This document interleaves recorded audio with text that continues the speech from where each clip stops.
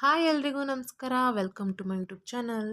ನಾನಿವತ್ತು ನಿಮಗೆ ಈ ವಿಡಿಯೋ ಮೂಲಕ ಸಿಂಪಲ್ ಆಗಿ ಹಾಗೆ ಟೇಸ್ಟಿ ಆಗಿರುವಂತಹ ಒಂದು ರೆಸಿಪಿ ಬಗ್ಗೆ ತಿಳಿಸ್ಕೊಡ್ತಾ ಇದ್ದೀನಿ. ಈ ವಿಡಿಯೋನ ಕೊನೆ ತನಕ ನೋಡಿ. ಮನೆಯಲ್ಲಿ ಕುಂಬಳಕಾಯಿ ಇದ್ದರೆ ಅದನ್ನು ನೀವು ಒಂದೇ ರೀತಿ ಮಾಡ್ಕೊಂಡು ತಿಂದು ಬೋರ್ ಆಗಿದ್ದರೆ ಈ ರೀತಿ ಒಂದು ಸೈಡ್ ಡಿಶ್ ಆಗಿ ಮಾಡಿ ನೋಡಿ, ತುಂಬಾ ಚೆನ್ನಾಗಿರುತ್ತೆ. ಮಕ್ಕಳಿಗೂ ಕೂಡ ನೀವು ಈ ರೀತಿ ಮಾಡಿಕೊಡ್ಬೋದು. ತುಂಬ ಈಸಿಯಾಗಿ ಬೇಗ ರೆಡಿ ಆಗುವಂತಹದ್ದು. ಹಾಗೆ ನೋಡಿ, ನಾನಿಲ್ಲಿ ಕುಂಬಳಕಾಯಿನ ತೊಗೊಂಡಿದ್ದೀನಿ. ಕುಂಬಳಕಾಯಿ ತೊಗೊಂಡು ನೀವು ತುಂಬ ಸಣ್ಣ ಸಣ್ಣದಾಗಿ ಕಟ್ ಮಾಡ್ಕೊಬೇಕಾಗುತ್ತೆ.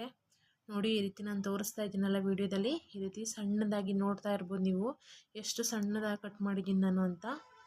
ಈ ರೀತಿ ನೀವು ಸಣ್ಣದಾಗಿ ನೀಟಾಗಿ ಕಟ್ ಮಾಡ್ಕೊಬೇಕು.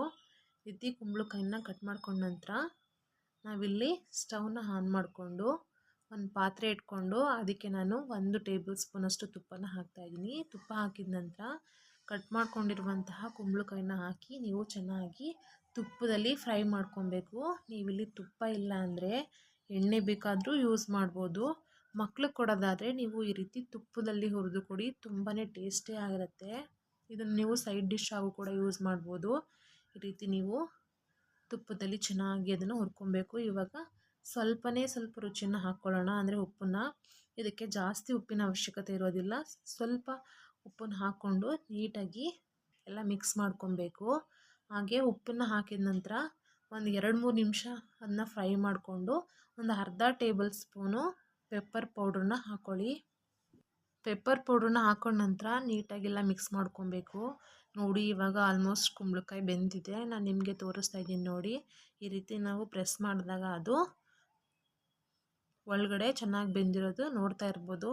ನೋಡಿ, ನಾನು ನಿಮ್ಮ ಕೈಯಲ್ಲೂ ಕೂಡ ಅದನ್ನು ತೋರಿಸ್ತಾ ಇದ್ದೀನಿ. ಇವಾಗ ಇದು ರೆಡಿ ಆಗಿದೆ.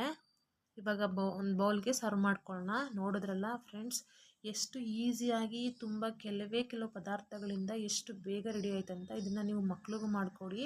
ಹಾಗೆ ಸೈಡ್ ಡಿಶ್ ಆಗೋ ದೊಡ್ಡವರು ಕೂಡ ಇದನ್ನು ತಿನ್ಬೋದು. ಸ್ನ್ಯಾಕ್ಸ್ ಥರನೂ ನೀವು ಇದನ್ನು ತಿನ್ಬೋದು. ನೋಡಿದ್ರಲ್ಲ, ಈ ವಿಡಿಯೋ ನಿಮಗೆ ಹೆಲ್ಪ್ ಅನಿಸಿದ್ರೆ ನಮ್ಮ ವಿಡಿಯೋನ ಸಬ್ಸ್ಕ್ರೈಬ್ ಮಾಡ್ಕೊಳ್ಳಿ. ಹಾಗೆ ಪಕ್ಕದಲ್ಲಿರುವಂತಹ ಬೆಲ್ ಐಕಾನನ್ನು ಕ್ಲಿಕ್ ಮಾಡಿ. And thanks for watching.